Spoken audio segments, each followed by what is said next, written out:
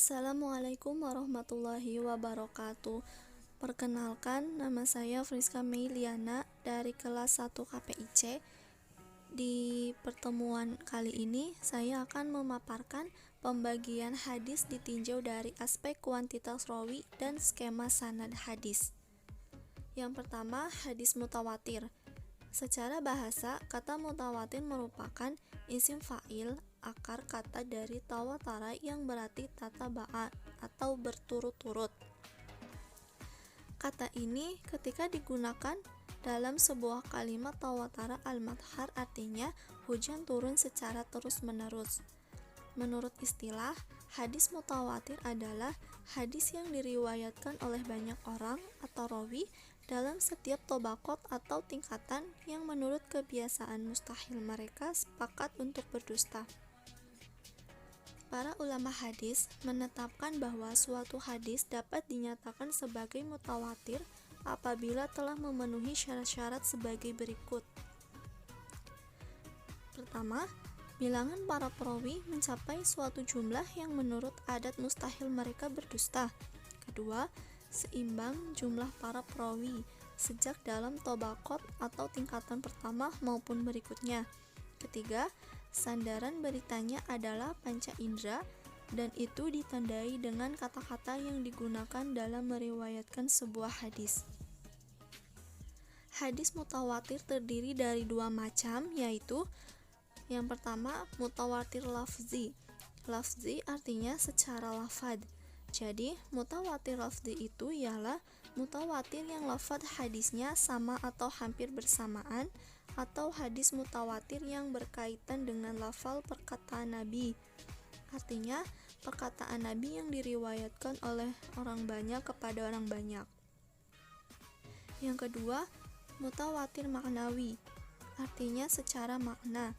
Mutawatir maknawi ialah pada makna, yaitu beberapa riwayat yang berlainan mengandung satu hal atau sifat atau satu perbuatan. Ringkasnya, beberapa cerita yang tidak sama tetapi berisi satu makna atau tujuan. Yang kedua, hadis ahad. Hadis ahad adalah hadis yang diriwayatkan oleh satu, dua, atau sedikit orang yang tidak mencapai derajat mutawatir. Hadis ahad dikategorikan sebagai hadis jani as-subut. Hadis ahad adalah hadis yang periwayatnya dari segi bilangan tidak sampai pada derajat mutawatir.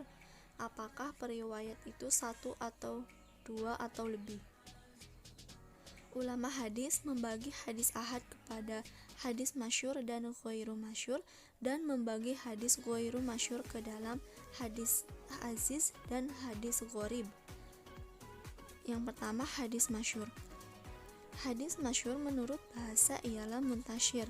Mutafsy yang berarti sesuatu yang sudah tersebar, sudah populer.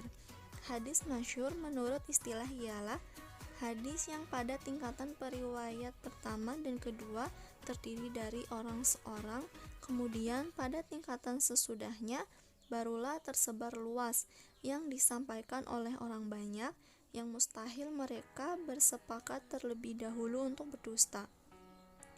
Yang kedua, hadis aziz al-aziz. Menurut bahasa, berarti jarang dan berarti juga kuat, mulia. Menurut istilah, hadis aziz ialah hadis yang rentetan periwayatnya terdiri dari dua orang atau pada satu tingkat terdiri dari dua orang. Yang ketiga, hadis gharib. Hadis gharib menurut bahasa berarti jauh dari negeri dan berarti juga jauh dari paham. Menurut istilah ialah hadis yang dalam sanadnya terdapat seorang periwayat yang tersendiri dalam meriwayatkan, yang dalam tingkat di mana saja ketersendirian itu.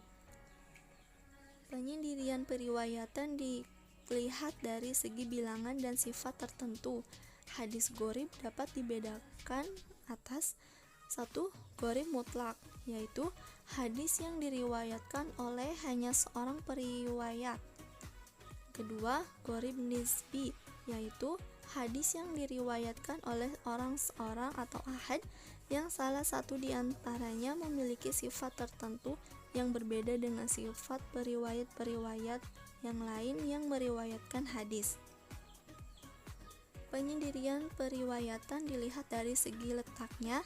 Hadis gharib dapat dibedakan menjadi dua, yaitu gharib pada sanad dan matan, dan gharib pada sanad saja.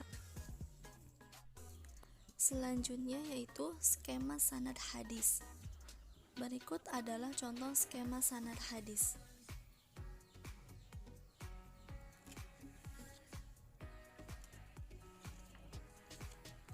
Itulah yang dapat saya sampaikan. Saya minta maaf apabila ada kesalahan dalam menyampaikan materi, karena saya masih dalam proses belajar. Wallahul muwaffiq ila aqwamit thoriq. Wassalamualaikum warahmatullahi wabarakatuh.